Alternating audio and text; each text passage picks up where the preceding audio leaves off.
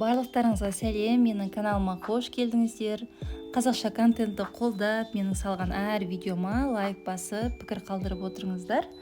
Бүгінгі дайындайтын пирогымыз банофи пай деп аталады. Пирогтың қамырының құрамын алдыңғы салған видеода көрсеткен болатынмын.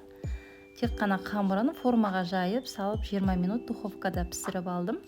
Піскен кезде көтеріліп кетпес үшін бетіне жаңғақты салып пісіріп шықтым. Одан кейін суыған пирогтың үстіне жарты банка варенканы салып жағып шығамыз.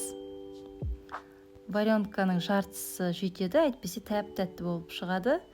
Құрамына қажетті заттардың грамын описанияда жазып қойдым. Енді сливки мен қант ұнтағын ең бірінші жаймен, одан кейін миксердің жылдамдығына қойып араластырып аламыз.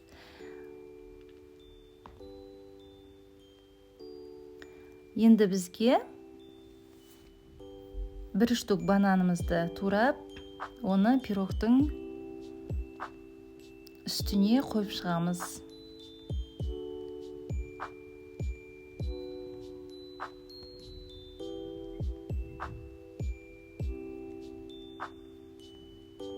Одан кейін кремімізді кондитерлік мешокқа, ішіне насадкамызды салып, дөңгелетіп, осылай видеодағыдай қиып шығамыз.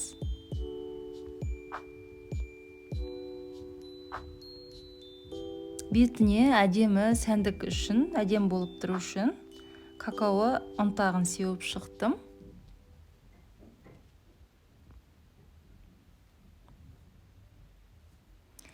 Міне банофи пай пирогымыз дайын болды. Ұнаса лайк басып, пікір қалдыра отырыңыздар. Менің каналыма тіркелуді ұмытпаңыздар.